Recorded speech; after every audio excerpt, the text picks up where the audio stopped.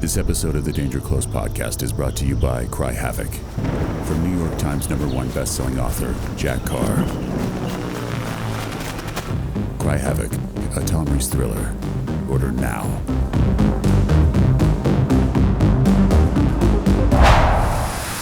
And we were told by headquarters, hey, I want you to meet him at the Peace Bridge between Niagara Falls, right, and Canada. It was like, I harken back to the days when I was a kid watching spy movies. It was like that. It was midnight, across the bridge. He was being escorted. We made the switch, got him in the car.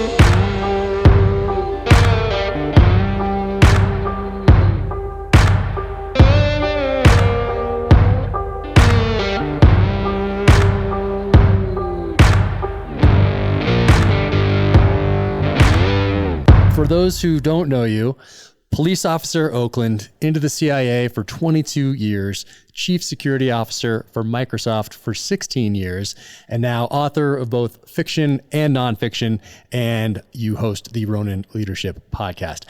And I want to get into all of this, and Rick Prado, of course, connected us, and what a great guy he is. He just sent me a picture, actually, of you guys diving off the Philippines on some secret boat or something back in the day. Oh yeah, that was back, oh my God, that was probably 1990. I still had dark hair. Yeah, it was a SIGs boat that had just been newly, commissioned, and we had our tech guys on it, and we had about half a dozen Navy SEALs Philippine Navy SEALs on board. So we had a good time with them. Nice. You down south in the Southern Island chain? No, we were still up, closer to, Luzon, that area. Okay. But what was interesting was, obviously Rick had a big diving background before being a PJ, and I had actually just been certified there in the Philippines through the embassy. And so we get on board, and I remember this to this day. So you have your BCs, you got all your stuff, your new stuff. And the next day when we get out to go diving, they have all the sea hunt. You remember sea hunt? Oh yeah. Yeah. They had the sea hunt double back tanks, some with dents on them. We said, okay, take all that out, put that on, and get back in. So that was a lot of fun. Yeah, the twin 80s in Buds. That's what I think they still do it, but you kind of start with that old school stuff and go through pool comp where you're wearing those twin 80s on your back, and you have the regulator and the two hoses coming out, and they tie them in knots and slam you off the bottom and do all that fun stuff. But there's something about the twin 80. The look of that twin 80 is so cool. It brings you back to those old. It was awesome. I felt like Lloyd Bridges. Exactly. Oh, so did you grow up in Northern California? How'd you get to the Oakland Police Department? Well, let's see. So my dad, I'm an Army brat, and I was actually born in Waltham, Massachusetts, but that was like a skip, hop, and a jump, and he moved to Fort Lewis after that, and then ended up in Fort Ord, California, right on the Monterey Peninsula. For those people who don't know where that is.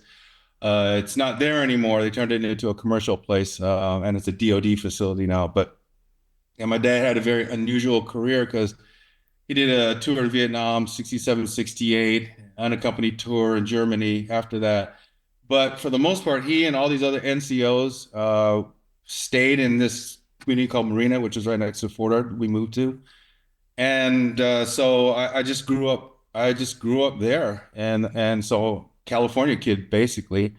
But I was listening to some of your podcasts, obviously to prep, and kind of your background and how you always knew what you wanted to do even as a little kid, right? Yeah. And I was one of those kind of kids. I always knew I wanted to be a cop. I watched too many cop shows when I was growing up, and Dragnet and the old 50s detectives series. I always wanted to be a detective someday. And all the pictures from as a kid, all the birthday gifts were always like detective guns and army stuff. And my mom later on in life said, yeah, you just never changed. You just always wanted to do that. And so I had a really kind of, normal middle class existence. And uh, and ended up going to San Jose State, which at the time, and I still think it probably does, has one of the best criminal justice programs in the country. And started, obviously went to San Jose State. But I don't know if you remember back in the day, there was this thing in California called Proposition 13. And Prop 13 was this initiative that if passed, which it did, they were going to cut property taxes throughout the state of California, which fueled most of the public safety, services. So when I was a senior in college, I had one semester left. Our instructor, our favorite professor, Tom McNerney, had been an Oakland cop, detective sergeant, hurt on the job, got run over by a guy that was part of an auto theft ring, busted his leg up, and so he started teaching. But this guy was awesome. Like, he was the best instructor because he tried to bring realism into the class. Like, he would bring prostitutes that he knew from Oakland into the class to talk to us about what we are going to experience. He would bring in, like, he brought in this guy named Mel Wald one time, who had been a part of the S&M community in San Francisco, but he was SFPD's liaison if there was some kind of S&M death, whether it was a murder or whether it was auto asphyxiation. And he would bring this guy into class to, again, he's trying to broaden our horizon. Now, obviously, some of the other administrators at San Jose State didn't particularly care for it, but we as students loved it. And it's a long way of going around by saying that he gave us this advice, which was actually sage advice. For those of you who are seniors, I would suggest you apply for all these police departments, because if this thing passes, they're gonna freeze hiring cops and firefighters and all that. So I left school with a year left, semester left. That's to my parents' consternation. And I finished. I joined Oakland Police Department. I applied to a lot of them: Northern California, Berkeley, Alameda County, San Francisco. Oakland called first, and that's how I ended up at OPD.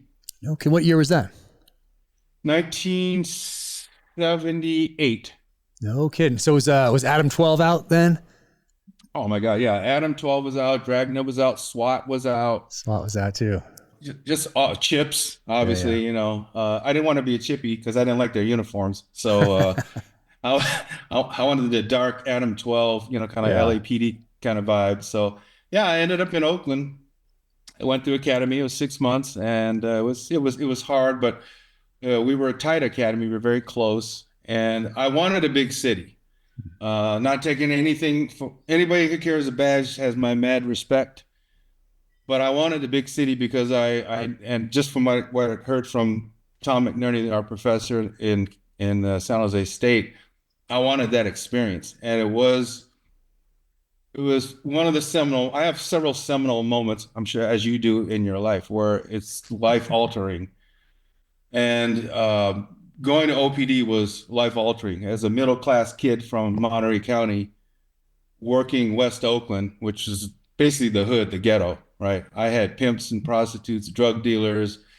We kind of bordered the Oakland Army base, so sometimes we would chase people into there. We had a huge industrial area, but we had a big problem with pimps, prostitutes, and drug dealers. And so that was kind of my life for about 3 years. About 3 years. What was the academy for that back then? So academy was 6 months, and it was at police headquarters, and it was a combined academy. We had people from the Oakland Parks Department, because they didn't have their own academy, Oakland Public Schools, and then a nearby city, Fremont, California, they didn't have their own academy, so they would join us. And it was actually very rigorous. For those folks in the academy that didn't have any college, they were given college credit because of the intensity of the especially the educational portion. There was a huge piece on law, on criminal law, obviously, and the laws of arrest and search and seizure and all that type of thing. But they tried to make it as realistic as possible. The officer safety was number one. I mean, to this day, I'm age, well, I'm going to be 69 this year. Right. I still remember to this day how to search a suspect properly. The officer safety aspect of making sure that you came home after shift. They drummed that into you. It was very realistic. And of course, they did all the fun stuff, the car chases, how to handle high speed car chases, which we did later on in life. And then the firearms, which was interesting. Do you remember the movie Magnum Force with Clint Eastwood? Yeah. All right. Introducing the BCM Mark 15 Timepiece. Rugged, purpose-built, American design, Swiss made. Engineered for precision and unwavering reliability. A flat sapphire crystal with dual-layer anti-reflective coating ensures clarity under any conditions. Its unidirectional 60-minute bezel delivers dependable performance when timing counts. Equipped with a satin stainless steel bracelet featuring a secure deployment clasp. Super Luminova X1 illuminates the hand's numerals and hour markers, offering visibility you can trust. With 200 meters of water resistance, the Mark 15 is built to endure. Each model is limited to just 200 pieces worldwide. Available now at BravoCompanyUSA.com. So there's a scene in Magnum Force where Dirty Harry is going in to go practice, and he comes down this underground tunnel, and it's an indoor range, and he meets up with the motorcycle cops who are bad guys. Yeah. And Robert Urick's in there too, range. Right? Yeah, Robert Urick's in there. The dude that played Starsky and Hutch, or Hutch. Okay. David Soul. That's very good, Robert Urick. Yeah, actually, I've got this. Oh, there it is, Vegas. Of Vegas, yeah. Nice. But that was Oakland PD's range, and that's the first time I'd ever learned to shoot. We carried Model 66 Smith & Wesson stainless steel, the old 6-shooters with a lot of speedy loaders, and then the Remington 870 shotguns. Nice. And so yeah, it was a great academy, very rigorous, but we were a very tight class. We studied together, we practiced all our what they call. The culmination was what they call critical incidents. It was at the Oakland Army base. It was about 4 or 5 days where you would go through all these different realistic scenarios, burglary in progress, assault with a deadly weapon, rape suspect, blah, blah, blah. And you would go through your drills with another student and have the instructors obviously critique you. And so we practiced that as a class in drills a couple weeks prior to that. So we were very, very tight class. And but what was going back to that Proposition 13. So at the end of class, I was probably, at one point I was slated to be class valedictorian, but 2 weeks before class ended, remember, this is 6 months. We were told, those of you that are with OPD, when you graduate, you'll give you a phone number, and you take your one week leave and call that number, and you'll see if you have a job, because the Proposition 13 had passed. And that was kind of demoralizing, but we do what you do, suck it up and move on, right? Luckily, thanks to one of my favorite presidents, Ronald Reagan, when he had been governor, he had amassed a surplus, and California released that surplus for public safety, and that's how I was able to be hired. So I started my career at Oakland then. So thank you, Ronald Reagan. Wow. What were those seminal moments or moment from your 3 years at Oakland PD that you remember? Couple things. One goes back to leadership. And I talk a lot about this whenever I talk about leadership to audiences. I was a rookie, first year, and so the way it works in Oakland, when you finally get on the streets, you're with an FTO, field training officer, for 16 weeks, well, maybe 8 weeks initially. Then you get cut loose to ride with other veteran officers for a week at a time to see their styles, and you come back. And if you're doing well, you what they call a shadow car. So you go back to your original beat with your original officer, but now you're taking all the calls, and your officer, your FTO is a backup, because we rode one to a car in Oakland. So unlike other places, so we were one to a car. So he was Frank Moschetti was his name. Always remember him. He carried a 6-inch because he had to be different than everybody else. So he carried a 6-inch, a Model 66. But I was the first person in my academy to be cut loose to do my own thing, which I loved it, right? And I was having a great time. But we were having all these issues with the prostitutes. San Pablo Avenue was the main drag in Oakland that went up into Berkeley, and we used to chase people up and down there all the time. And you would get to recognize all the prostitutes, and they knew who you were, Officer Har, blah, blah, blah. And they'd hang out at outside of these kind of ratty-ass hotels on San Pablo. And you drive, they'd run away and scurry away, and then they come back later. So, in my little simple 21-year-old brain, I'm thinking, okay, so I know the statute for prostitution, right?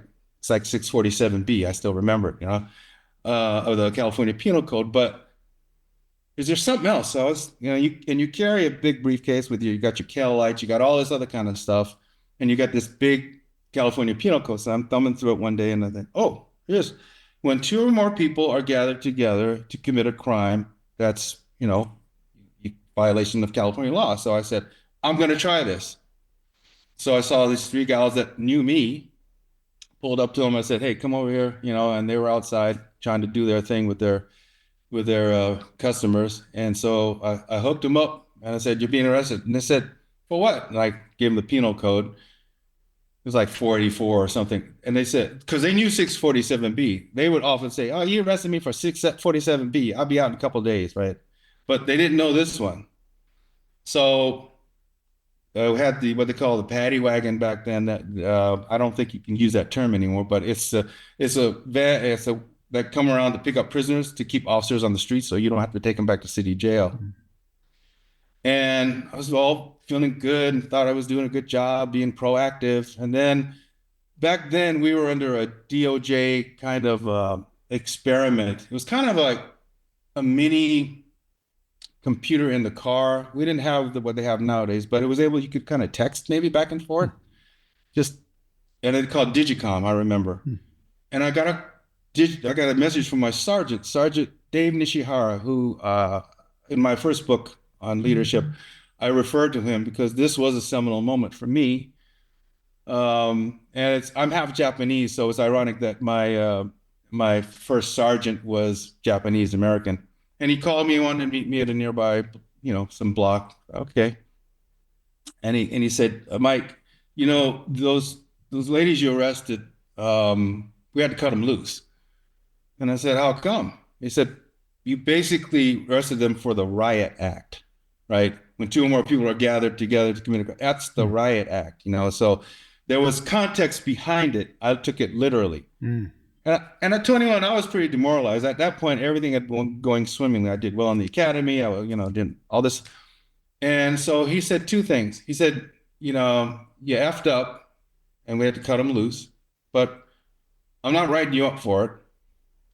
I understand why you did it. I understand what was behind why you're not one of these cowboys. You were trying to be thoughtful about it, but ask me questions if you have any doubts. And it basically go forth and sin no more. And I always remember that because I was trying to take a risk. And had he jammed me as he could have, maybe throughout my career, I would be reticent to take other risks or be proactive when I was in business at Microsoft to try an initiative that may not work, but could provide a great ROI for our organization. That little nugget always stuck with me. And it also taught me as I was growing to be a leader someday, how to treat my troops, to yes, there are times when you have to discipline, but also to understand what is behind why they're doing it. And can you provide a teaching lesson for them to keep their ego intact and not break their spirit, so that they're willing to do initiatives that may be unorthodox, but may actually bring some really great benefit. So that was a seminal moment in my life. So how do you get from there to the CIA? All right, I want to talk a little bit about some of the pistols from my second novel, True Believer. And why are SIG pistols so important to me? That is because I took the 226 right here in its Mark 25 version, downrange on every single deployment in the SEAL teams. And it plays a very major role in both the Terminal List book and television show. And I always had this pistol on my side, so very natural for me to incorporate SIG pistols into the pages of my novels. And I love that SIG pushes boundaries and takes risks. So I started writing True Believer in the summer of 2016. And during that time, this pistol right here, the P365, this one came out.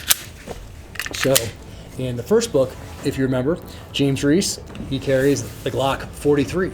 And when I get to True Believer, now the 365 is out, and I have a conversation in True Believer. James Reese has spent time learning to live again in Mozambique. He's been recruited by the CIA by his friend Freddie Strain for a mission, and is now in Mozambique getting up to speed on some new weaponry. I'll read that right now. Okay, here you've got some handguns. Even though I know you like the Glocks, I'd like you to try the new SIG 365, especially for work in low-vis environments. It holds more rounds than your 43. I heard a lot about this during deployment. I'll give it a run, Reese said, immediately impressed by the subcompact pistol. While Reese loved his subcompact G43, the unprecedented 12+1 9mm capacity of the SIG P365, along with its surprisingly smooth striker fire trigger and night sights, made this one a winner right out of the box. And this is the SIG P320 with upgraded triggers by Bruce Gray, Freddie said, picking up SIG's new 9mm pistol. I think you'll like her. I already like her, Reese said with a smile. SIG had recently won the highly sought-after, nearly decade-long process to replace the Beretta 92F and supply the U.S. Armed Forces with a new advanced pistol variant of the SIG P320, now adopted as the M17, M18. So right there is the M17 and 18 right here. So talking about the 365, nice subcompact pistol right there. This is the one that I carry pretty much every day, and absolutely love the P365. There are a lot of variants right now, but back when I wrote this book, there was just one, and that's it right there. For a little more firepower, James Reese opts for the P320. Freddie Strain introduces him to that pistol, and of course now there are many variations of the P320 pistol, and you can even build your own, like this one, or like this one from the SIG Custom Works shop. And of course they're being carried by our military downrange and in training as the M17 and M18. Those are the pistols of True Believer. Oh, well, I was going to make a career of it. Yeah. A matter of fact, I remember one night on the job, it was a Saturday night, we were rolling from call to call to call. And at that point, they had a program in Oakland where they took officers from smaller departments in California to ride with us for a week. And I had a sergeant. I mean, so he'd been in a smaller department, great guy, maybe 10 years. And we were rolling, and I remember we were staking out this, there was a burglary in progress. We set up a perimeter where we're going to bring the dogs and the helicopters. And he looked at me, because he'd been with me for a week. He says, "You guys do this all the time, right?"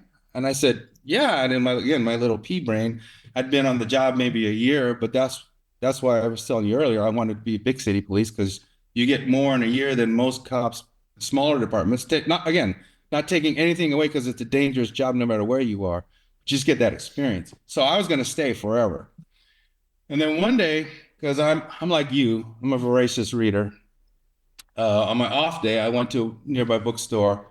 I went to Berkeley, actually. I used to like to hang out in Berkeley, because just kind of totally away from the Oakland vibe. It was all kind of hippies and blah, blah, blah, and it was great. And there was a book I bought called Piercing the Reich. It was by Joseph Persico, historian. I'd never read him before, But it was all about the formation of OSS, the Office of Strategic Services, the precursor to those of you who don't know the CIA. I know you're well aware. Um, and I didn't know much about them and about the agency. It was all I knew about spy work was, James Bond and Man from Uncle and all these things I grew up with. Cop was always number one, but I always fancied myself uh, to be a spy. I see the car right there. Oh yeah, yeah, right, exactly. My wife, she's into Legos, and she bought me that, and she made the Legos. Love it. The yeah. So uh, I read this book, and it was all about the formation of OSS, how the Brits taught them, and then how they went into Nazi-occupied Europe and worked their operations there, and then into Germany. And I thought, wow, that's pretty fascinating. And at that point, the agency actually, believe it or not, had a physical presence in most federal buildings. So on one off day, I just went across the Bay Bridge and went to San Francisco to the federal building. And about that time, so that was 80, 81-ish, when Ronald Reagan had already been elected, and they were starting to build up intelligence and law enforcement and military, right? All the things that unfortunately under Carter had been cut back, Reagan was bringing back. And so when I got there, they said, "Oh, you're an Oakland police officer. We're looking for people with your background." And so I kind of got swept up into all that. I didn't know what I was signing up for. I'd always envisioned the whole case officer thing, which came later in life. But they were looking at me for what they call the Office of Security, the people that you do investigations and some other kind of stuff. Again, I didn't know anything about it. It took a year, to go through all the backgrounds and polygraphs and medicals and psychs and all that other stuff. Mm-hmm. And I ended up at 81 going to the agency and the Office of Security. And, it was fascinating to me just to think I was in the agency. And what the Office of Security used to do back then, they used to have field offices similar to the Bureau and Secret Service. We would do background investigations on people wanting to get into the agency for top secret clearances. But the best part about the job was what they call operational security. And that was where you would do things like protect defectors that had been recruited by the agency. They were here in the U.S. and they were put in safe houses. You had to protect them because you knew the Russians were after them. Especially in D.C., they used to have a thing called a confrontation, which was back in the Cold War days. If Vladimir, the person that we recruited, the defector, was in the DC area in a safe house, under the rules of protocol at the time, the Soviets had one legitimate shot to convince Vladimir to come back to Mother Russia. And that was at State Department. It was called a confrontation because it would get really heavy.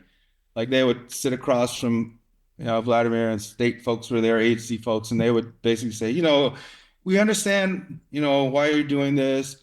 And of course, we wouldn't do anything to get your family back in Mother Russia, but they'd have pictures of the family. But we don't know what neighbors would do. All this psychological shit, the intimidation. And our job was to get Vlad from a safe house, say in Northern Virginia, to State Department.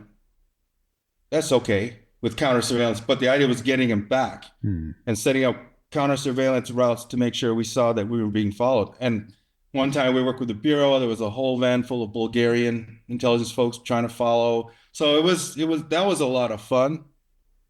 And so we did a fair amount of that. But what was interesting was, and one of the reasons why I probably ended up going to another part, the dark side of the organization, was the first operational support assignment I ever was on was we were protecting a Libyan defector. He'd stolen a MiG from Libya and landed it in Greece. And we had him for about, I don't know, maybe a month, better part of a month. And all he ever wanted to eat was pan pizza. I swear to God, I got so tired of pan pizza. We had shifts morning and night. I had the night shift with another agent, and holy shit, what do you want to eat tonight? We went to pan pizza again, pan pizza, right? But I remember as we were getting ready, most of the people they picked for these assignments have been former U.S. Marshals, former cops, people who were used to firearms. But the person in charge of all this in our field office, Washington field office, opened up the safe one day, issued us our Model 19s, Smith & Wesson, pulled out these little baggies, and they had 5 rounds in them. And so we said, we need 6. There's 6 that fits in.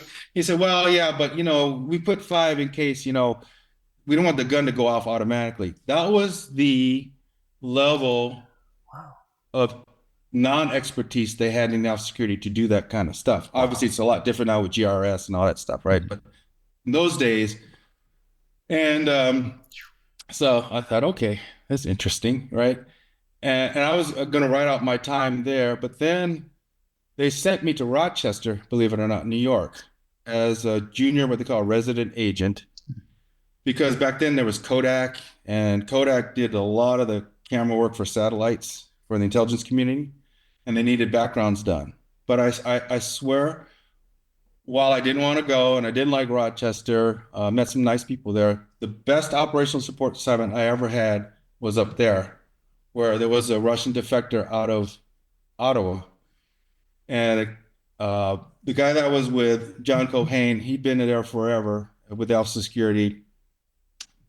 Nice guy, really didn't know much about this world that we were in now, right? Because he'd been doing BIs for all of us. And we were told by headquarters, hey, our case officer is bringing this guy over. He's big time recruit. Want you to meet him at the Peace Bridge between Niagara Falls, right, and Canada, and we'll make the switch off. It was supposed to be like 3:00 in the afternoon. We take him to a hotel in Niagara Falls for one night, get him on the airplane the next day, and then he goes to DC with his case officer. But then as things happen, as you well know, they said, okay, he's not coming at 3 because he decided halfway to Canada, because he was married, he was going to go back and get his wife and tell her what he was doing. So they had to go back, and he told his wife, just pack whatever you can and we're going. So then it was like midnight. And it was like, I harken back to the days when I was a kid watching spy movies. It was like that. It was midnight, across the bridge. He was being escorted, our case officer and our defector and his wife, with 2 plainclothes Royal Canadian Mounted Police. We made the switch, got him in the car, get him in the hotel. And I tell Jack, his name was Jack Cohane, I said, okay, so what shift are we taking? What shift? He said, what are you talking about? I said, well, got a defector and his wife. We're like not that far away from the Russians, just in case. He said, don't worry about it, kid, and so he went to sleep. So I kind of propped my chair up and just sat outside in the hallway the whole time. And then we got him, next day we get him into, at the airport and on his way. So that was kind of like, hey, Office of Security, great people doing vital work for the country, but I don't know if that's my fit. Luckily, I went over to the DCI security staff as my last assignment in security. So I was in security for 6 years. The last 2 years, Director of Central Intelligence, DCI, security staff, we were kind of the Secret Service for CIA. Bill Casey was our director. Bill had been head of OSS operations in Europe in World War II.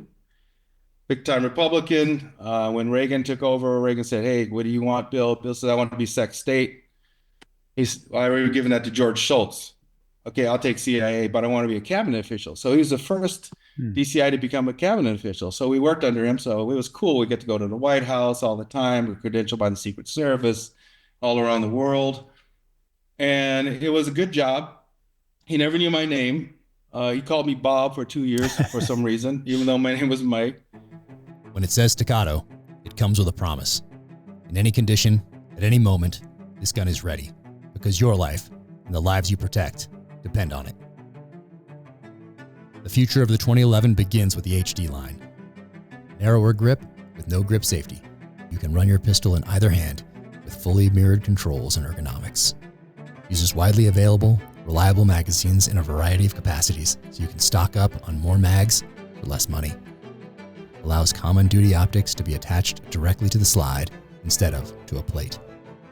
Staccato, engineered for performance, built for freedom.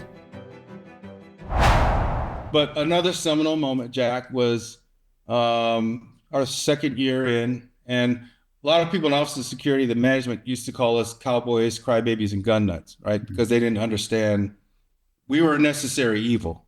You know, they didn't want that kind of gun culture in the Office of Security. That's fine. One day, the director of operations, a guy named Claire George, we got to know all the heavy hitters, obviously up there on the 7th floor, that you write about a lot in your books, you know. And one day he looked at, there were 4 of us, all of us former cops, and he said, look, this Dewey Claridge, and a lot of people know who Dewey Claridge is, right? He was a legend in the agency, mostly in Europe, but he was asked to stand up this new thing called CTC, Counterterrorism Center, which was going to be this thing where you took operations and analysts, and then you brought in folks from the intel community, made it a true center to share information, go after bad guys. Because, you know as well as I do, when I first got to the agency, if you were working, say, the Japan desk, for instance, and you were operations, you had a literal wall between you and the analysts because they didn't trust the analysts, and the analysts thought the ops guys were just a bunch of cowboys that didn't know anything. So this was trying to break down those barriers. And he looked at us, he said, you guys may want to go check it out. There's a unit there that I think you'd be good at. And he introduced us to a guy named Bill Cervenak. Bill Cervenak, to a lot of us, including Prado, was a mentor to many of us. He had been in Vietnam as a Marine, as captain, fought in the Battle of Hue, then went over to special activities. Ground branch, did a lot of that before going to CTC. And he ran an organization, it's not in existence anymore, they don't do that anymore, called Protective Security Branch. And that branch was designed to go out and work with and train foreign liaison personnel around the world in all kinds of different things. You know, shooting, driving, defensive tactics, blah, blah, blah. But it was a great way to also look for talent for the local station, obviously. If you find up-and-coming officers in your class, that kind of thing. So we talked to Bill. We liked his cut. He liked us, even though we knew nothing about the dark side, right? The ops side. And we made the jump. And back then, it was a betrayal to the Office of Security. I mean, it was like you were persona non grata, right? Which, again, didn't make any sense. We're all part of the same organization, ostensibly fighting for the same cause. But that's how I ended up in the DO. 4 of us ended up in the DO working in CTC, where I spent the bulk of my career there. No kidding.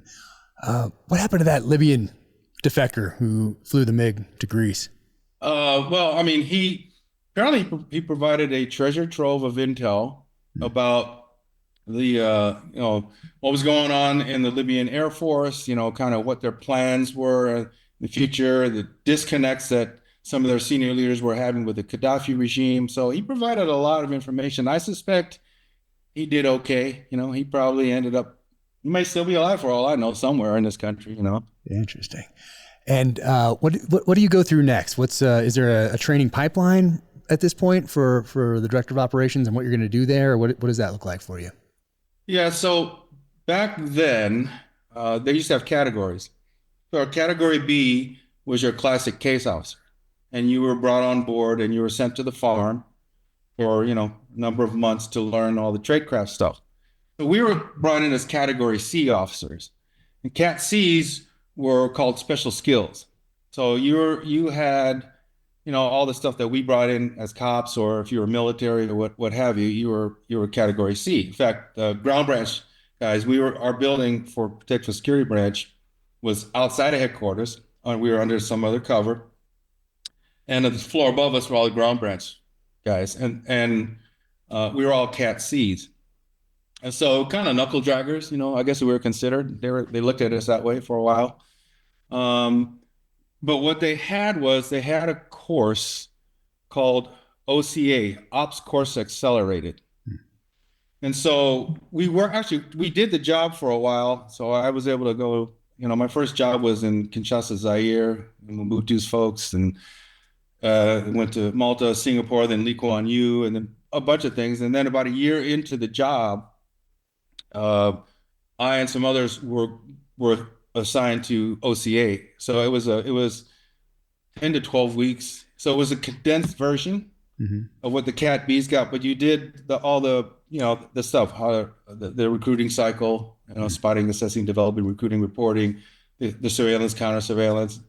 Back then it was also, clandestine photography, but you'd have to go in a dark room and actually do this spool in order to develop the film, and invisible writing, and but it was a condensed version. It was very good.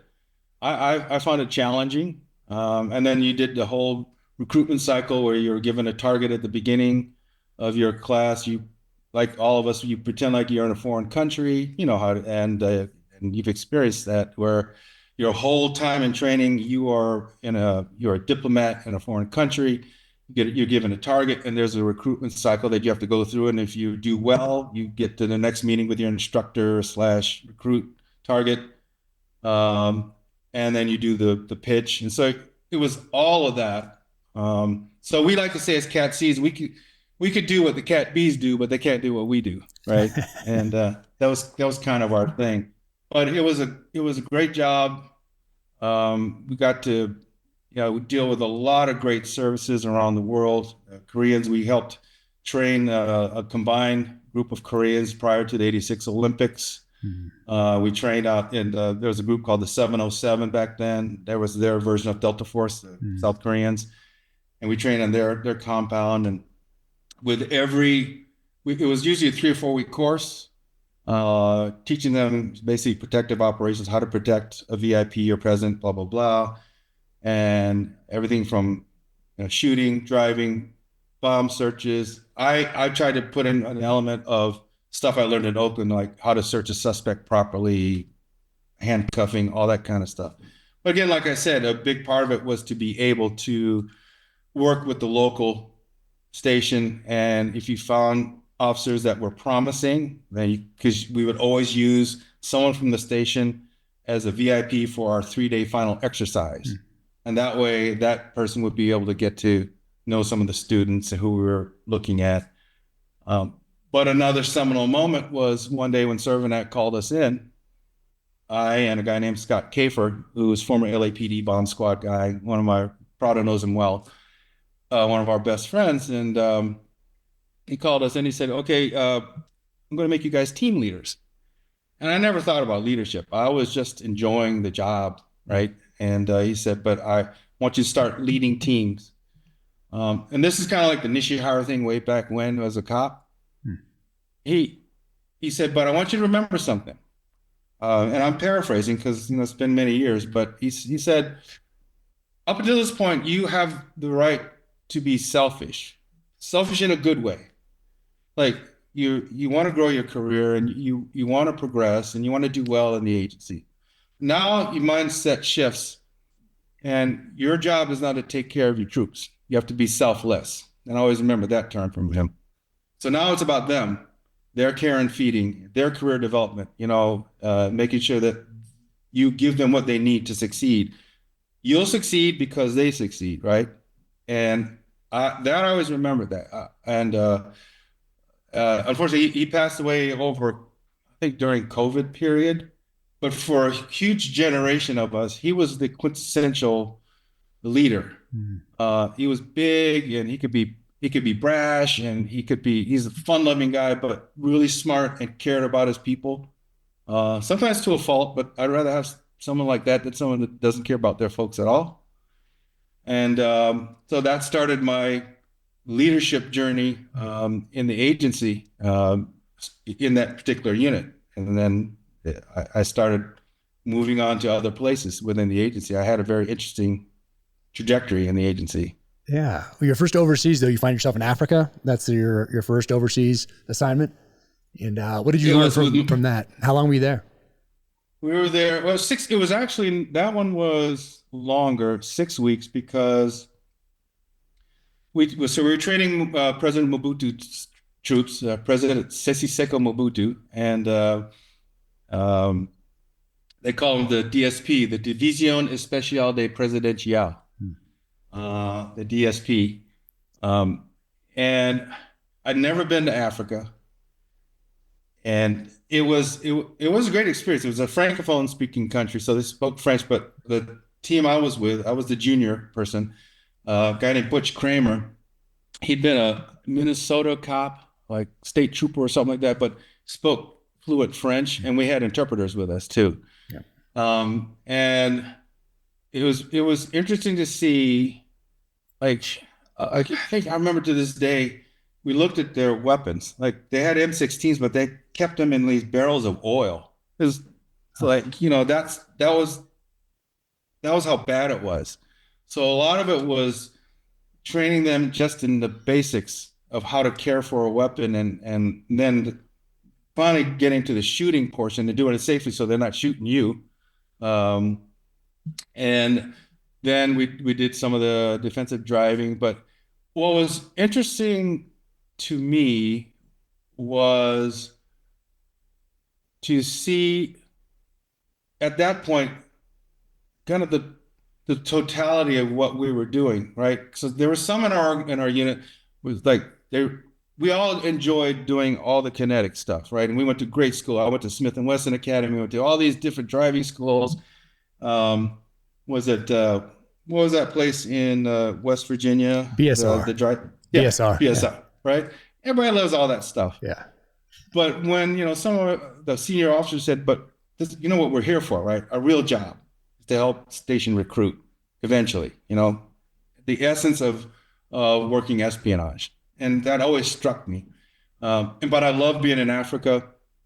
I loved, I loved just learning about the different cultures.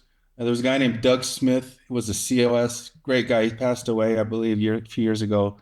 He used to go to this place called the Cité, which I write about in one of my books, which where all the bars were. And he do all this African dancing stuff. And when we had our final graduation, we had almost like a Soul Train line, and everybody was trying to do their version of African dance, but he could do it, like he could shake his hips, like how do you do that, boss, right? But I learned a lot, but it was very interesting, because on another part of that compound, of Mobutu's compound, were the Israelis doing some training, because that was all during the time of Angola, right, and our support for a particular faction there, and that was all part and parcel of what we were doing.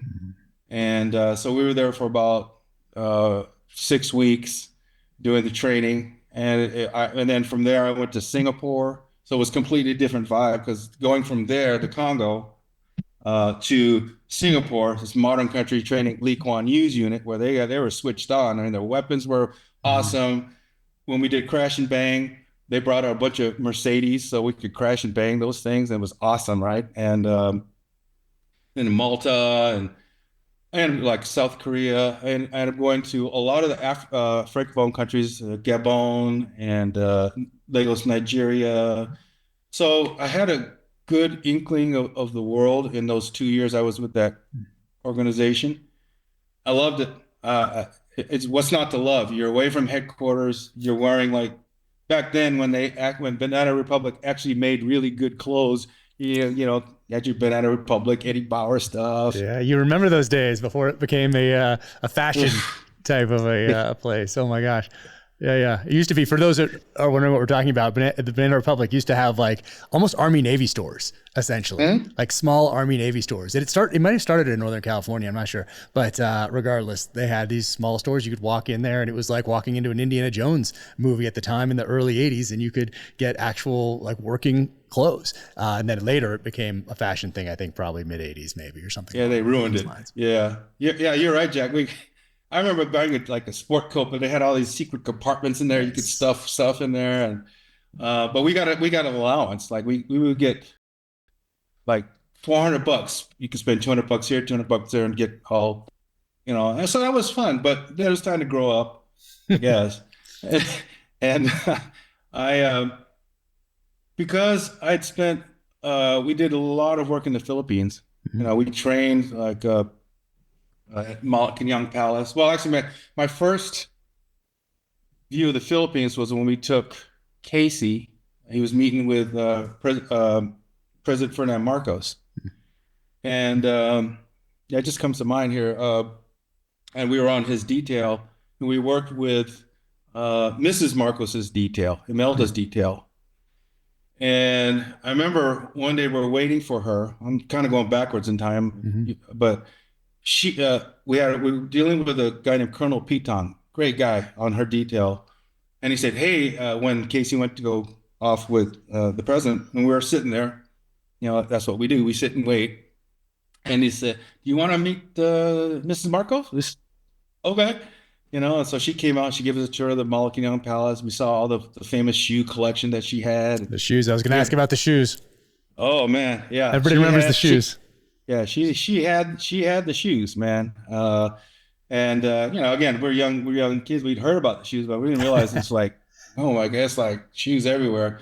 And then she said, would you like to have breakfast with us? We said, okay. So we went into the presidential thingy, dining room, and it was just us, like four of us, Colonel Pitong and the missus. And Scott Kafer, who's not known for being shy, said to Mrs. Marcos, you know, we noticed on the streets, they had all these street sweepers, and they had these, and Prado will remember, they have these yellow shirts with a red heart, and it said CIA on them. So we asked about it. She said, oh, that means certified Imelda admirer, you know, and said, okay.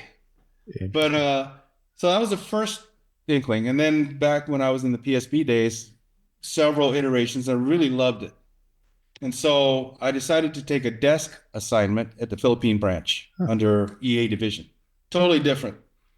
And again, one of these things where, as you know, as a leader, you have to be constantly pushing yourself and growing. And while we had written cables and things like that, they were rudimentary, right?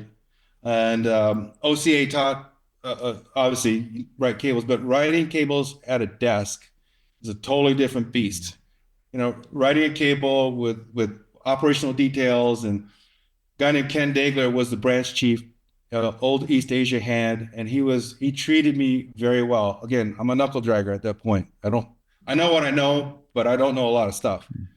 And he worked with me. I was there for a year, and I got really good at writing cables. And I got a well-rounded sort of headquarters view, 20,000-foot view of what's going on in the Philippines. And at that point, the NPA, New People's Army, which is part of the Communist Party of the Philippines, that's the armed wing, they were starting to lay waste to a lot of U.S. assets in the Philippines. And I was getting an inkling of that as I was there. And at that point, Reagan had signed off on a presidential directive allowing the agency to provide lethal support to the government of the Philippines to combat the communist threat. And probably a few months before I got a PCS assignment, I wanted to go overseas, so I went to the Philippines. That was when Nick Rowe was just going to ask you about that. Yeah, killed. Yeah, he was assassinated at the airport, right? Well, no, he was. So, for those of you know, obviously, and obviously, there's a lot of folks in your audience knows. For those of you who are listening who don't know, Nick Rowe was a colonel in Green Beret, had been in Vietnam, captured, and then 5 years. Escaped. 5 years. Unbelievable.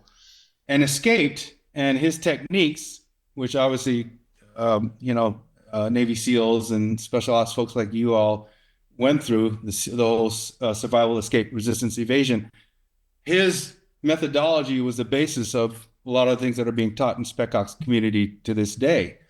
Well, he was assigned to Manila to what they call a JUSMAG, Joint U.S. Military Assistance Group. And if you can envision, so there's the embassy, which is by Manila Bay. There's another up the street. There's an embassy compound, which had the PX, the commissary, and some housing.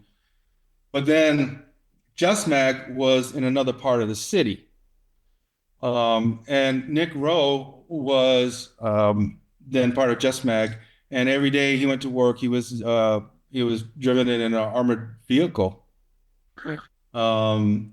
But the NPA had been surveilling him then, and unfortunately they were taking the same route every day. And as he came around this one particular, I think it was like a roundabout or something like that, I could be wrong, but 2 or 3 NPA vehicles with automatic weapons fired, and the armoring stopped just about all of it, but there was a particular part right here, kind of a lip that I don't know what happened, but it went through, and it killed Nick Rowe. A tragedy, right? Surviving 5 years of Vietnam and then getting killed like that. True American hero. And I got a call from Dagler one day. This is a couple months before I left, and he said, they just killed Nick Rowe. And that was the atmosphere that we had in the Philippines at the time, because they had killed other Americans. So we had 2 naval bases, as you know. We had 2 bases. There's Subic Naval Base outside of Olongapo City in the Philippines, and then Clark Air Force Base outside of Angeles City. And the NPA were masters. They had these things called Sparrow units, and I write about them in I think my first novel, action novel anyway. And they were very well trained. They had a technique. They used to wear these things called barongs, which is like a guayabera, and they would carry 45s, cocked and locked inside the belt. But what they would do is they would push up with one hand, right, on the barrel. It would pop out, boom, shoot, and move on.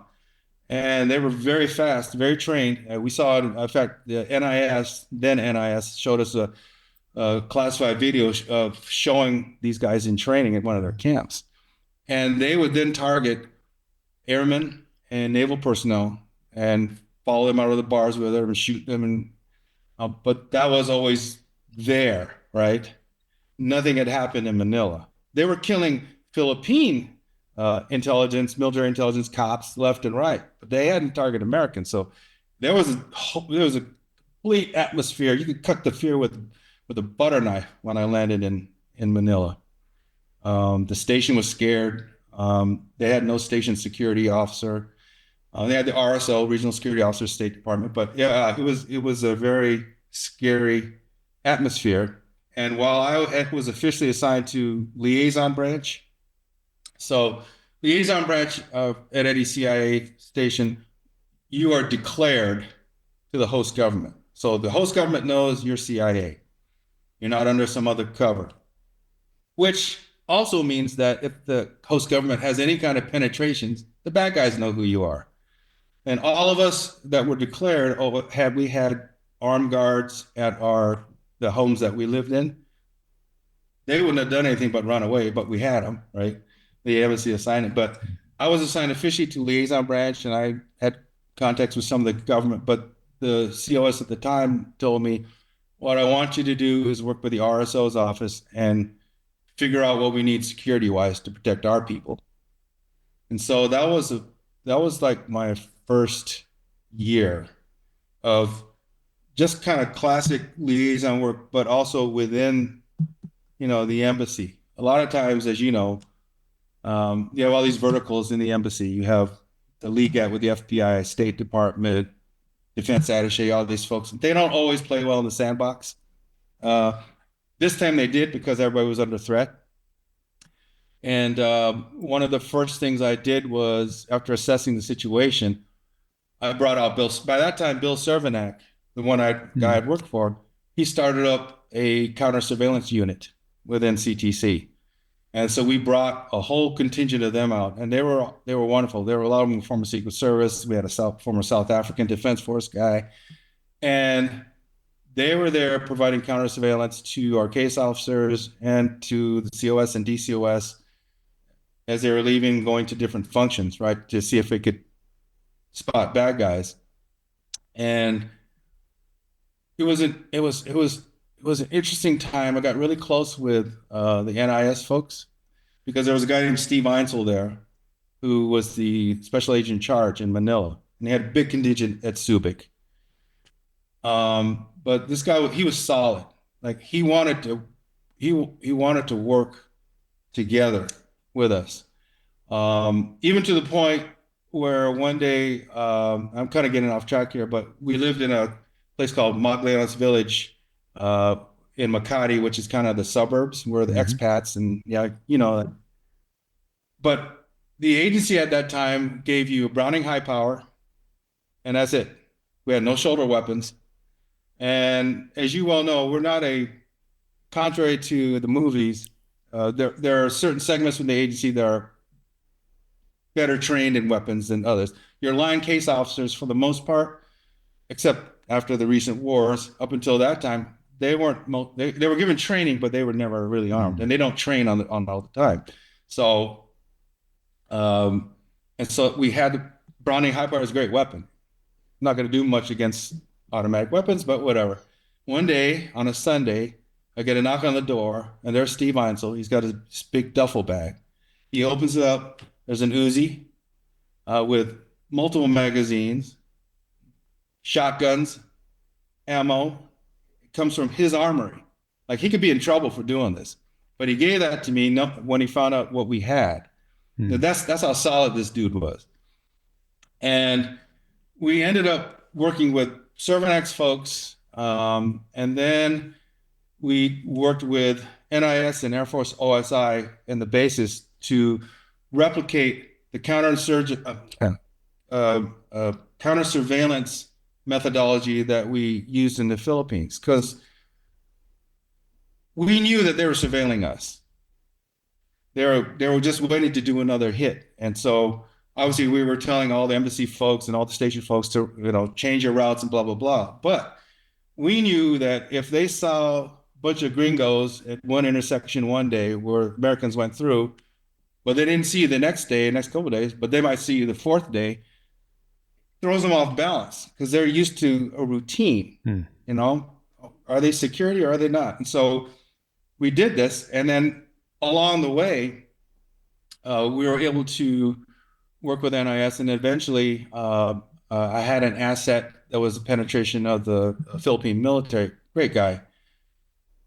Back then, the Philippine government had what they call a returnee program. So welcome those of you in the NPA, come back to Mother Philippines. We will clothe you, feed you, and get you back to being an honest citizen. But of course, that was in theory. In reality, they didn't have the means or anything else to do that. And this guy was in charge of that. And we were able to help that program out. Okay. And but in the process, we were able to debrief a former NPA shooter in a safe house in Manila one time. And the dude was he's kind of out of a movie, right? I mean, he had a little scar here and he had these dead eyes, and probably in his 30s, killed a lot of people, including a lot of Philippine military folks. And as we were debriefing him through an interpreter, we asked the question about, so since Nick Rowe, nothing's happened, right? Why? And he actually mentioned the fact that there's something going on. We see Americans here and there and everywhere, but we don't know what's going on. So it's hard for us to set up. And then we ended up taking folks like him and some other former shooters, putting them out on the streets after vetting them, properly, making sure that if we told them, we want you at this intersection, are you going to be at that intersection, kind of vetting their stuff. They were able to spot one unit doing their preparations for an eventual hit, right? And we worked with the Philippine authorities to arrest them. So the methodology worked, and we were able to, export that to our colleagues in OSI and NIS. And then right after that, what I consider the nucleus of GRS today, while the counter surveillance guys did a great job, that's not their bread and butter. Protection is not their thing. We needed real shooters to come and do the protection. So Office of Security finally they saw the light, and they put together a pretty decent course for these folks, and they brought out the first contingent. to actually protect station personnel. And that eventually, of course, went into created GRS later on down the line. That was my first year. And then the second year was basically classic case officer. And that's when Prado showed up. Okay. So we had a whole new regime. The first group were fine in liaison branch, but they were kind of really insular. Like I was the odd man out. I was kind of not friend. They were friendly, but just you do that security thing and let us do our stuff, right? A lot of patting themselves on the back and that kind of stuff. And Prado came in as the number 2 in liaison branch under Dave Knowlton. And I'm sure he mentioned Dave. Yeah. In his, Dave is another one like a Cervenak. A guy that, his daddy had been commandant of West Point at one point. His brother had been a colonel and airborne. He went to Vietnam as a LERP and came back, drill sergeant, then went to the University of Miami, started taking drugs, looked like Charles Manson, and then somehow ended up in the agency, became a great case officer, and again, a great leader. So I had 2 great leaders, right? I had Dave Knowlton and I have Rick Prado. And Rick and I hit it off because we had martial arts as a background. I'd been a martial artist since 14 years old and taught it within the agency, taught it to obviously a lot of these groups. And so we hit it off, and we were able to do the things like we did, like I said, with the Philippine Navy SEALs, but it was a breath of fresh air because there was true leadership. And I learned a lot from them. A lot was thrown in those 3 years too. We had 2 coup attempts. We had 100 Marines out of Subic Bay ringing the embassy. At one point, we had earthquakes, Mount Pinatubo. Wrecked a lot of our facilities at Clark Air Force Base. So it was a lot thrown in those years. But one of the best things was getting to know, and I'm sure Prado might have mentioned him, the SEAL team out of Subic, and a guy named Steve Bailey, right? And Master Chief Steve Bailey, who Prado got to know first, and we got to know them very well, even to the point where one time that we had a thing called the Thomas Jefferson Cultural Center. It was a TJCC in Manila. It was there to provide Philippine citizens with an idea of what America's all about. And I think it was an MPA guy who tried to blow up the facility, blew himself up. Wasn't that good at it. And part of his ribs were up on a tree. We took a picture of it. We sent it to the guys at Subic and said, "Sorry, you were late for the barbecue. The ribs were good." And but they were so good. And then Bailey started training us in jiu-jitsu.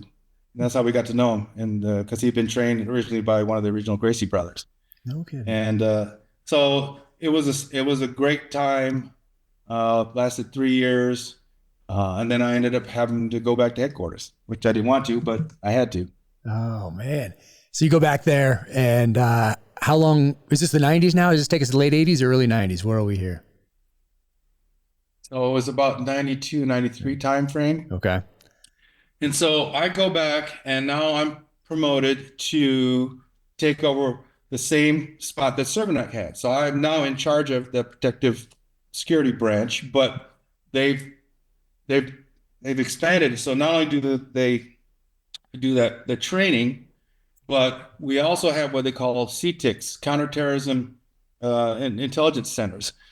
Our job was to go into particular countries, let's say Thailand, and typical intel there doesn't talk to the military, doesn't talk to the cops. And our job was kind of maybe replicate a CTC kind of environment and provide them with the right personnel and the right tech and the right way to get that harmony between ops and analysts to come out with product that go after bad guys. So I had the training portion and I had the establishment of the CTIC portion. That was under my purview. And we set up maybe half a dozen, maybe 8 CTICs around the world during that time. But again, it was also my first Yeah, it was my first real management slash leadership, because I distinguish the two. There's a difference between managers and leaders, but that's just right, as you well know. But that was the first time, where I'm doing performance reviews and have to work with budgets and do all the stuff that comes as part of being a leader, right? Stuff that you don't want to do, right? Yeah. So you're at headquarters for that? Is that, are you on the actual campus there? Yep. Well, I take that back. I was able to go back to the same building I was under Cernak. Yeah. I took over his old office. I had my two direct reports who ran those organizations. One was there and one was at headquarters. I learned a lot. I also learned what not to do. Yeah. To control my emotional intelligence a little bit. Because I'm in a growth mode now. I'm growing my leadership acumen, and I'm learning hopefully from Cermak and all these others, Dave Knowlton, Rick Prado, all these great leaders. But I remember one time when I talk about in my first leadership book, but I had a gal working for me that ran my operations, and so she would do all the scheduling and all the kind of operational stuff. And I had a great number one. He'd been a former Green Beret, John Schlegel, got both legs blown off, but then became, a really good, what they call canoe person, and great leader. The one underneath him, not so great. It's kind of a failed case officer, somehow got there. You know how it is in the government, as opposed to private industry where if you're not performing, you can be released. Well, here you just kind of move people on. So he was horrible, micromanager, everything you don't want in a leader. And so one day he never liked me for some reason, but he sends me this zinger and said, your name is Pat, I remember. Yeah. I don't know why you have her as your number two. She doesn't, your ops person. She's not trained in operations. She doesn't know what she's doing. And also I noticed in her recent cable that she sent to wherever, she had 4 misspelled words.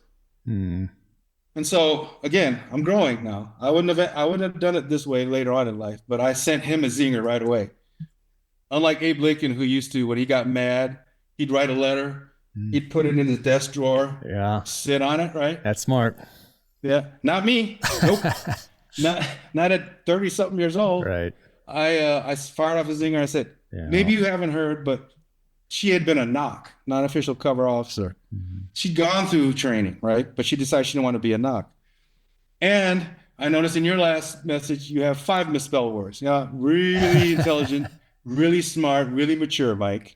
And so my overall boss, Schlegel, he saw all that. And again, he did it kind of the Nishihara on the side, right? Hey, Mike, I get it. That's not the way to approach it. Let me go talk to him. You could have come to me. Again, I think you learn more from mistakes than you do successes in life. And so I'm growing now as a leader. And I love that, doing that job. And a prior iteration, actually, when I came back to the Philippines, I actually was Cermak's deputy for a short period of time before I took over this other thing. But then I decided to do something totally different, only because a woman named Sally Warner, who had been a case officer, she was assigned to our personnel office, right, to work on career development for DO officers. And I'd gotten to know Sally over the years, and she had a meeting with me, and I think Jose Rodriguez at the time was part of that. So I sat down with them, and I'd never met Jose before. And they said, yeah, we'd like you to come on board and help Sally be her deputy and do career development. And so a part of me said no, because I wanted to stay in ops. But a big part of me said, you should do this because you learn something. It's different. And a lot of my case officer brethren said it was a bad idea. Not people like Prado. Prado was always, you know Prado very well now, and he's a thinker, and he understands the big picture, and he knew that for me that would be really good to go into career development and to do. I was asked to start up a mentoring program for DO officers and to work on a career development plan. And I did it. I was there for about a year and a half. And I tell you, Jack, it was one of the best decisions I made in the agency, because the skills that I learned there helped me later on in life at Microsoft, when I was the chief security officer. Worked together with outside consultants, put together the first computerized career development plan where officers could come in and say, this is where I am in my career, this is where I want to go. Okay, let's talk about what are the things that we need to get you to be a chief of station, or to run this group, or to do this. And that was the first time we did that. And then the mentoring, again, brought in some consultants, set up a mentoring program so that if officers had issues, a career issue, personal issue, or whatever, could marry them up with other either DO personnel or maybe other agency personnel that have gone through similar things, and work with them. And so we set that up. We set up the program. We did a pilot that seemed to work, and then we got it out to the rest of the DO. Voluntary, you could sign up for it. We would marry you up with a mentor. We would track and manage, make sure that it's working well. And so I learned a lot about the value of mentoring, the value of helping people being able to map out their careers and not trying to, they always figure it out for themselves. Mm-hmm. So I did that for a little bit. And then as part of my journey away from ops, I went there to the Office of Military Affairs as the executive officer. And OMA, as they call it, had been started after the first Gulf War. And it was there were some disconnects between the agency and the military back then. And so this was designed to put, you had two 06s, right? You had a Navy captain, Army colonel, Marsha Barkell. I don't know if you ever ran across that name, but she was Navy captain. And I'd run across her in the DCI security staff days because she ran the IC community building when we used to bring Casey in there. She ran the education part. So if you were defense attaché or you're some group, military group that was going out, they were able to give you an idea, of briefing on what a CIA station does, what the case officers do, and that kind of stuff. And then the other side, you had the DCI security reps. We have representatives in all the major theaters, and Colonel Cork was his name. He got a brigadier when we were there. He was able, his and his team, they worked with all the DCI representatives. My job was to come in and kind of put some structure in on, they didn't have a personnel system, a budget system, a review system, that kind of stuff. And a lot of it wasn't that I had the great expertise. It's just that I knew how to put pieces together and find the right people. And so it was, again, a learning experience. I learned I didn't have direct reports. I had to influence without authority. And I learned that. And then my last job away from ops before I got back into CTC was I was in the IG Inspector General's office for a couple of years doing fraud, waste, and abuse cases, which was, yeah. So it was kind of internal affairs. And that was hard because sometimes there were former colleagues that would be in front of you as part of investigations. And I was the only person in IG had an inspections part that would go around the stations and make sure they're keeping their classified safe and blah, blah, blah. The investigations part was where you dealt in the fraud, waste, and abuse. I was the only one that had been ops trained. I was an operator that was part of that. So it was good because sometimes well-meaning investigators would ask stupid questions of operators, and I could just say, well, this is the context, and ask those questions. Again, a great experience, but I wasn't in charge, and the manager that was there, good guy, lousy manager. I vowed to myself at that point, I will never be an individual contributor again. I will always be in a leadership position so I can affect some change. I could suggest, but I couldn't do anything about what was going on. And morale was bad and that kind of thing. So then I got the opportunity to go back to CTC. I ran what they called Other World Branch at the time. I don't know what they call it now, if they even have it. That was all the non-Islamic terrorists. So Japan, Japanese Red Army, Turkish PKK, Greek terrorists. And which was interesting because it gave me a different optic.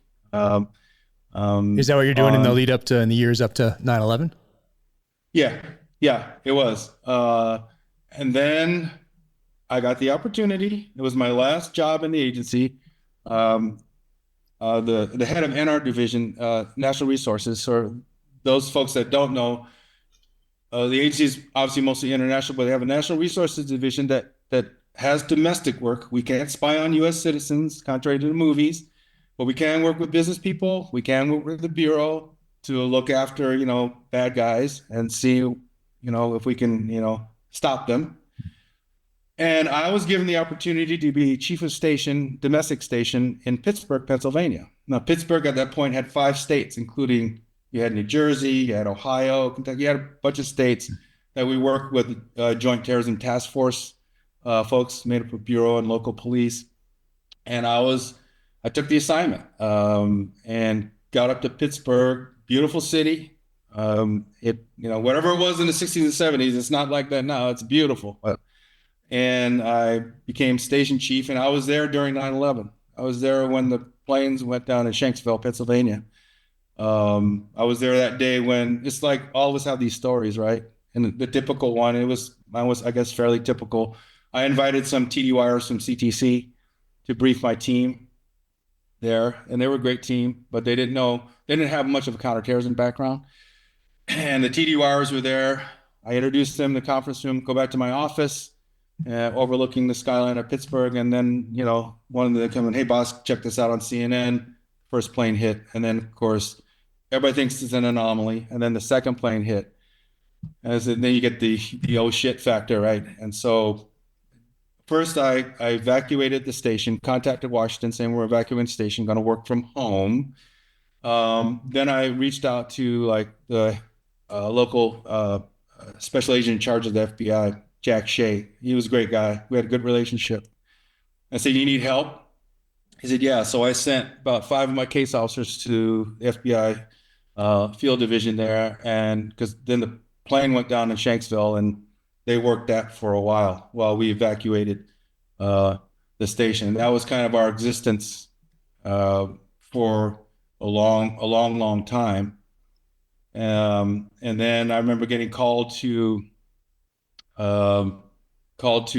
New York to meet with the chief of NR division at the time, because our station had been, destroyed in a temporary facility. And I remember flying into New York and seeing just the devastation.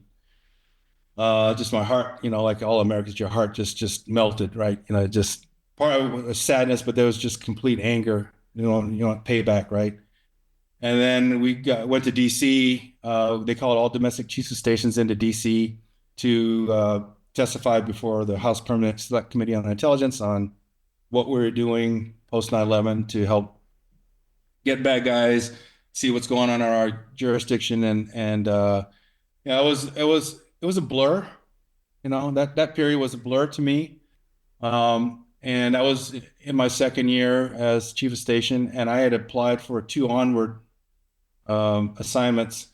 One, and I got both of them. It was the DCOS in Manila and chief of station in New Zealand, Wellington. So I took Wellington because I've been to PI for many times. But this is the other seminal moment, right?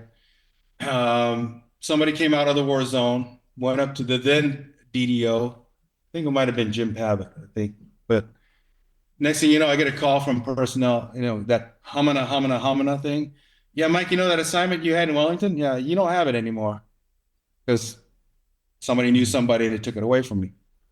So my then wife, she's unfortunately passed away of cancer a few years ago, but she had retired from the agency, and we looked at each other like, do we want to go back to DC? Had 22 years, been there, done that, right?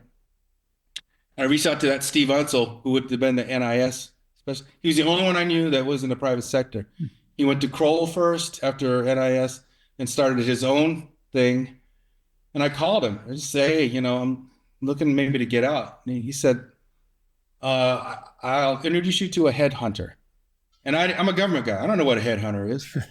How much do I got to pay? I'm not making that much as it is, even as a, GS-15 or whatever I was at the time. He said, don't worry about it. But anyway, he introduced me to this guy named Jerry Brennan, who a lot of us that are chief security officers owe our careers to. He's well wired. And he told me, I called him. Steve told him my background. I was still with the agency, so there's only so much I could say, right? But Steve told me my background. I said, look, based on what Steve told me, there are two things. One, which I can't even remember, it's in California now. The other one is doing security for Bill Gates and the head executives at Microsoft. And I went over and talked with my wife, because again, if I'd stayed on for another maybe 5 years with the agency, 6, I would have gotten full retirement. If I left, when I left, I get what I put in, but no retirement. So it was a leap of faith. We talked it through, and I said, you know what, let's do it. And so I ended up, it was a roundabout way of doing it, but I ended up going through the interview loop at Microsoft, and finally, the first time, they put me up, I remember like it as a residence inn. Then a month later, this was 2002 summer, a month and a half later, I get the call, you're gonna meet with Bill Gates one-on-one. And while I read up everything I could, I obviously had to bone up on this, brilliant guy. But then I'm at a hotel, and it's like summertime in Seattle area, beautiful luxury hotel. I open up the thing, I see boats and sailboats, and I call my wife and said, I think I might have a good chance of getting this job, And I meet with Gates for 45 minutes. It was fascinating. He's one of these guys, like if he's talking to Jack Carr for 45 minutes, there's nothing in his world except Jack Carr. At 45 minutes and 1 second, Jack Carr doesn't exist anymore. He also had this affectation where he would do this. And had I not read about it, I think it's like an offshoot of Asperger's or something, but it's one of these things where when he does that, he's concentrating. So as he's talking to me and looking at, whatever unclassified thing I can put about myself, and he's rocking, and I realize he's into the conversation. But then after we're done, he shakes my hand and says, thank you. And then on the way to the airport, the personnel, HR lady said, I think he likes you. Because he was telling me, I got all these Secret Service guys coming in, applying for this job, and they're showing me all these pictures of them with the presidents. I said, we could do that for you, but you don't want that. You don't want that. We can do that, but I can give you a methodology where we can protect you, and we won't even be seen unless you want us to see you. We won't be owners. And that's what sealed the deal. Next thing you know, the leap of faith, we move out from Pittsburg to Seattle, and I start my career as chief security officer. And you do that for 16 years. I did it for 16 years. Yeah. The first year was running the executive protection for Gates because it was broken, totally broken. The guys were afraid of him. When he would come into a venue, they'd run away. They'd hide literally behind potted plants. And I would ask the HR folks or the legal folks, they think Bill doesn't want to see him. Well, of course, if they're doing this, he doesn't want to see them. So we established a relationship with him as to the rules of engagement, got to know as you know, if you get to know the admins very well, they're your bread and butter, right? And so, and then I got elevated the next year to chief security officer. And it was great. I never thought I'd ever work in private industry. I'm a government guy. And I learned so much about what I didn't know, but I also learned the value of really holding people accountable and understanding the value of a dollar and how well that dollar needs to be spent for that company and for the shareholders. But I believe in those 16 years, we developed, at one point, we were the #1 global security organization in the world, because we were so disjointed. We had no strategy. We had global footprint, but very global. We had global mandate, very little global footprint. If it was a threat of violence against an executive in Paris, we'd fly investigators from US who didn't speak the language, didn't know the culture. So the whole idea was building talent within the regions. Yeah. Having that talent sync with the business units so that we understood business. Because my mantra was, we're business people first. Our business just happens to be security. When I was still running executive protection, I got invited to a staff meeting, where where my then boss, Charlie, was working for a VP. That VP ran this organization that had included physical and technical security and all these other areas. And, the typical staff meeting, go around, what do you do? What's the update? What's the update? He gets to the person that was then running physical security. And he said, wait, what do you do? What do you do again? He said, I run physical security. Oh, you mean the guys that run around in the white vans? That was his whole idea of what security was about. And we had to change that perception because we dealt with kidnapping and extortion, with crisis management and getting people out of harm's way. We had we dealt with obviously executive protection, investigations, threats of violence against our employees, against our executives. So we had a whole mandate that a lot of the heavy hitters in the C-suite had no idea. They just thought, oh, yeah, the people in the white vans and the security guards driving around. And so for a big part of that, as they say, the first part of that 16 years was to rebuild the team, bring in top talent, get rid of the folks that weren't along for the ride and weren't team players, getting buy-in from the C-suite, getting money, because we ended up being three ops centers, one in the UK, one in Hyderabad, India, one in the US, that had total interoperability to the point where if Redmond, Washington, where we were outside of Seattle, our headquarters, if we went down, because we monitored North America, South America, all the Americas with camera coverage. We had probably 1.22,000 cameras globally in our ops centers. If we went down, either Paris or the UK could take over all North American operations. They could lock down any door in any of our campuses. They could access any camera. We used to do demos where they could do radio over IP and dispatch our guards in Redmond from Paris, knowing where every shift was and who was working that shift.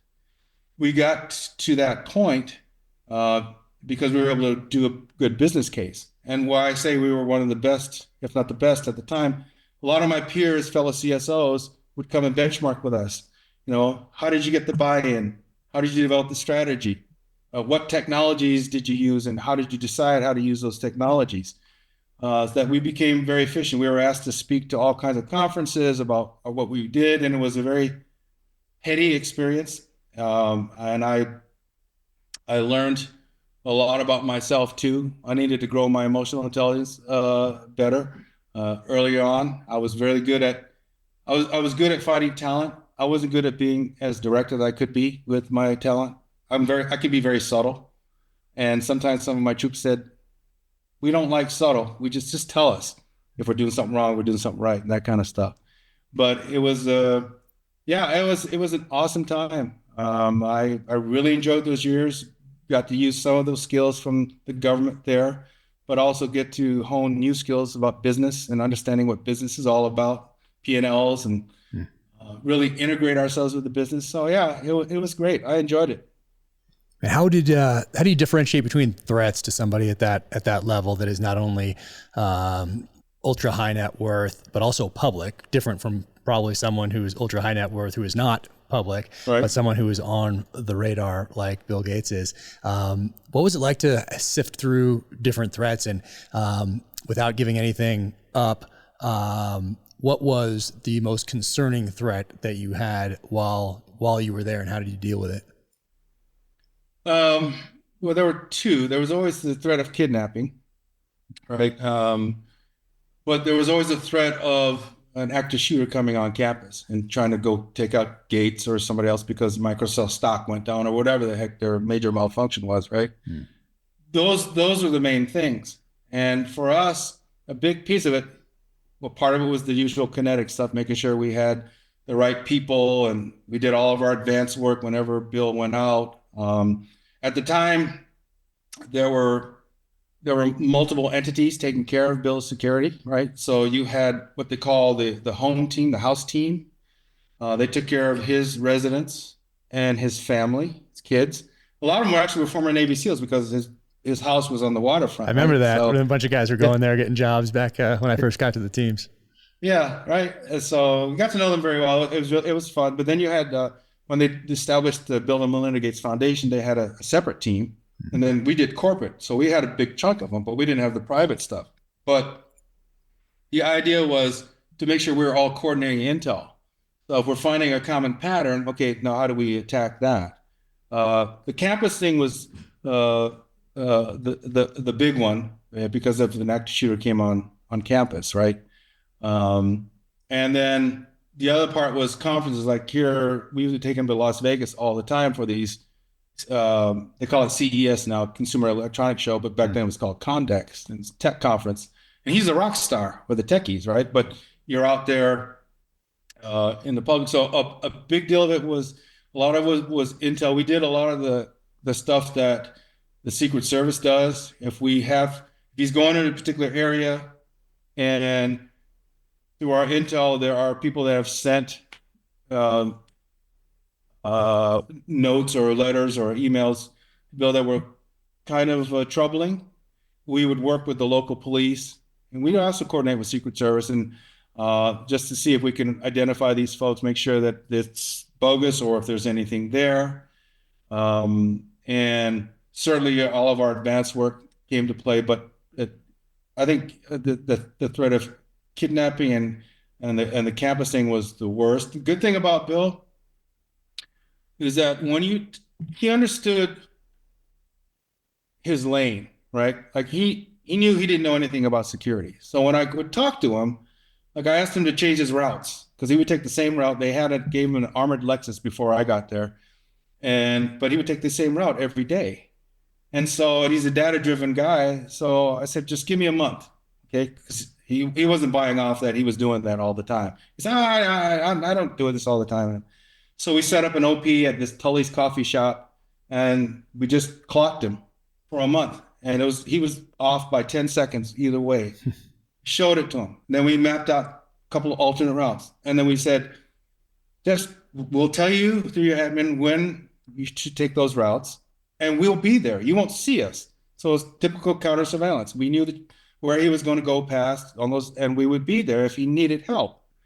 It was that kind of thing that we could implement and hopefully keep him safe. Nobody could be 100% safe, but I think through intel, through our relationships, and just getting his confidence that he'd be willing to let us know if he felt something that was amiss, that was the best thing.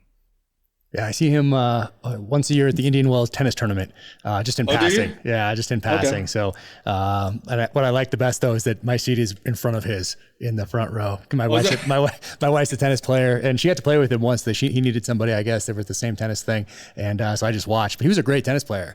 Him and my wife played doubles, and he was a really good tennis player. Yeah, it was amazing to see. But at the actual tournament, we sit in front. So every year, I just turn around and say hi every year. So that's he's probably like, who is this person? Sitting in front of me.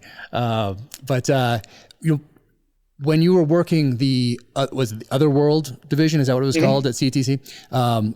What stood out to you about working those other terrorist organizations? Did they all have something similar that you drew from, or were they all so different from one another? Ideology, obviously, but tactics. What did you draw from that experience, from being there and living in that world for as long as you did? What were your takeaways from that the Otherworld division of CTC? Yeah, good question. Ideology, as you said, totally different. They were all fighting for whatever different causes, right? The PKK they were fighting against the Turkish government, the Japanese Red Army against Japan, Greeks, separatists.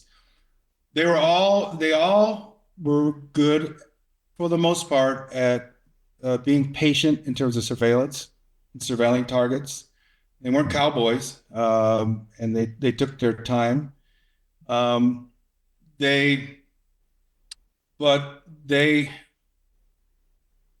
were not as good with countering technical means to stop them, right?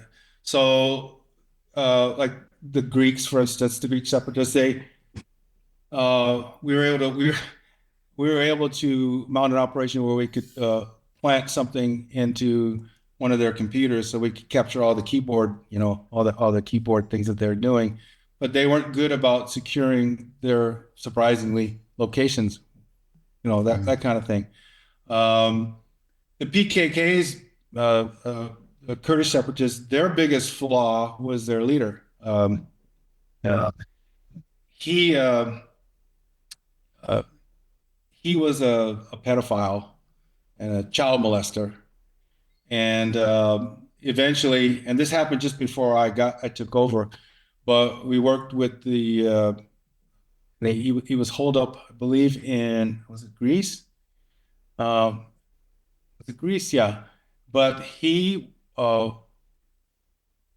flaw was that he was too much into that stuff, and a lot of his cohorts, even a lot of his cohorts, didn't buy off on that kind. They were into fighting the Turkish government. This other stuff wasn't.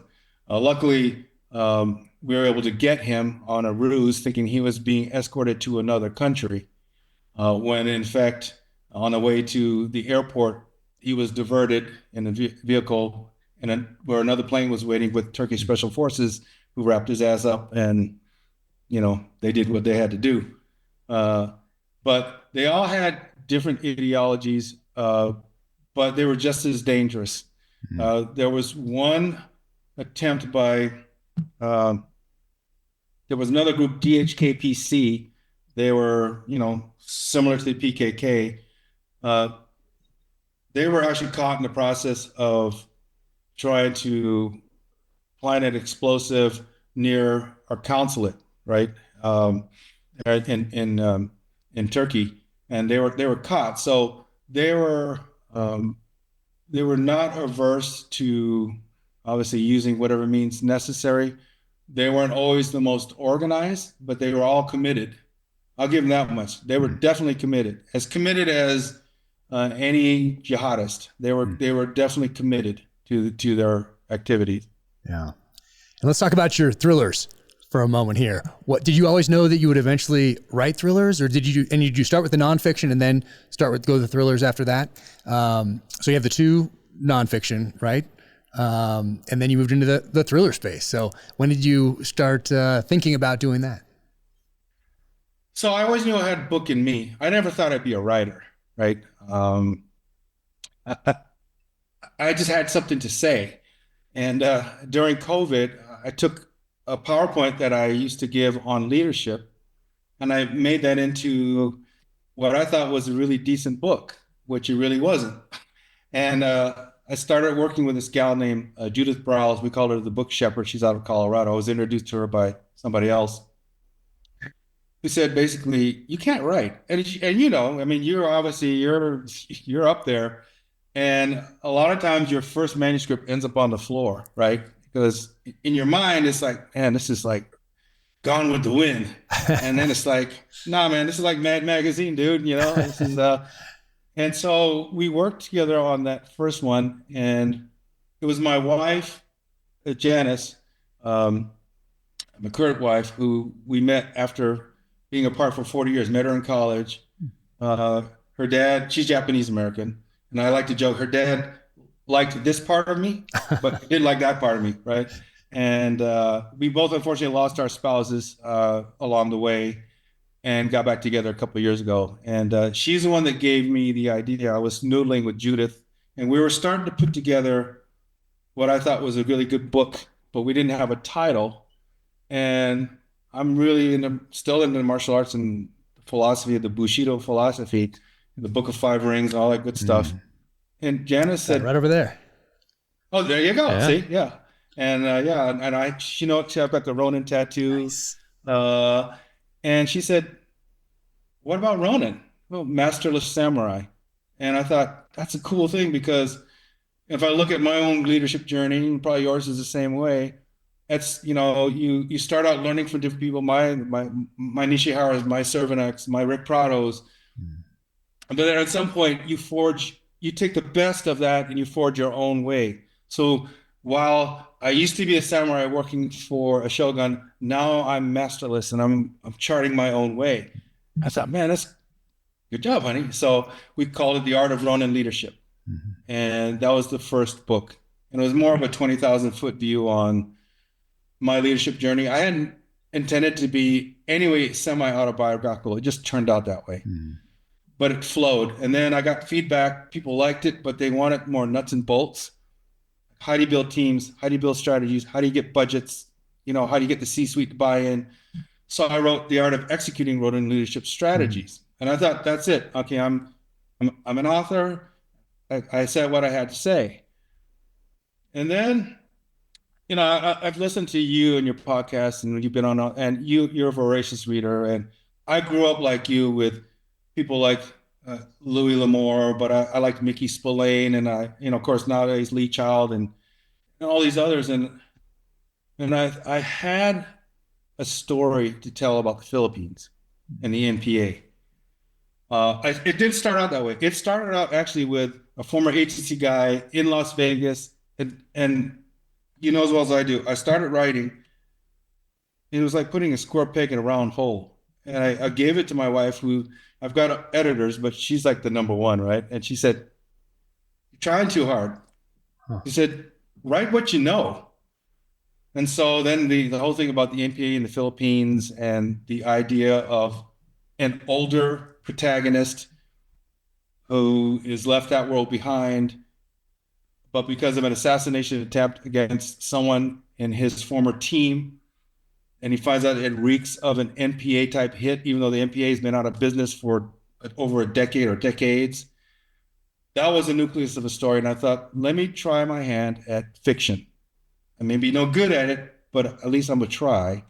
And one thing I found out, like I'm sure you have, people say, well, I don't know I could ever write a book because, isn't it boring? I said, no, my fondest times, other than being my wife, is sitting here and writing. It's freeing.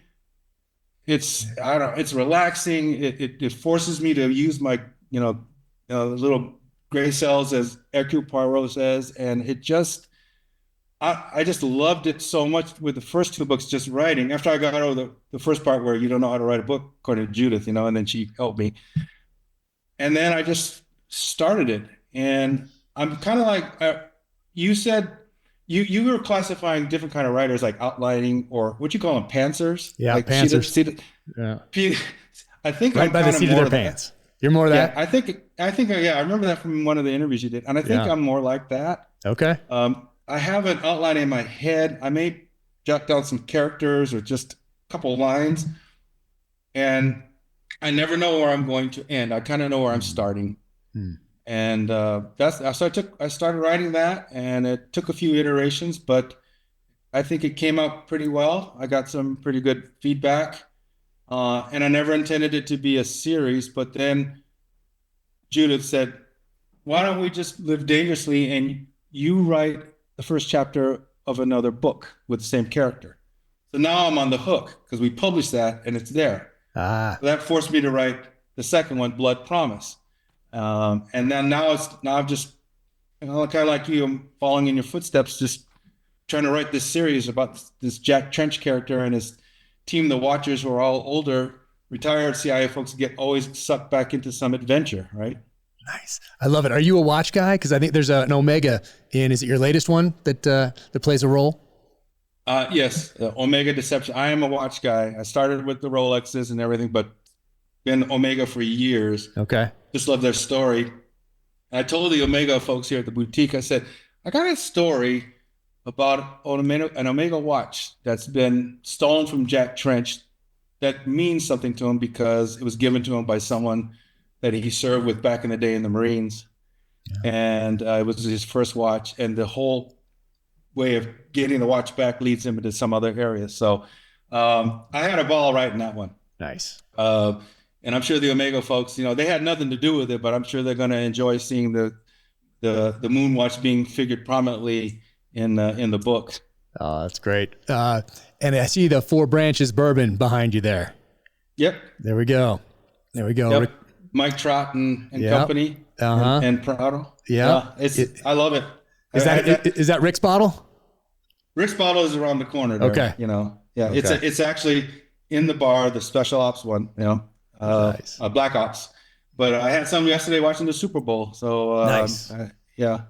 But yeah, it's been an adventure, and I'm enjoying what I'm doing right now. I run the Las Vegas Metropolitan Police Department board of directors. So we support Metro here, and we have a charity that supports at-risk youth, but writing is what I just love, like you. I just love it. And, wherever it takes me, it doesn't matter. I just like writing and hopefully helping people enjoy what I write. And I could call it a day, with that.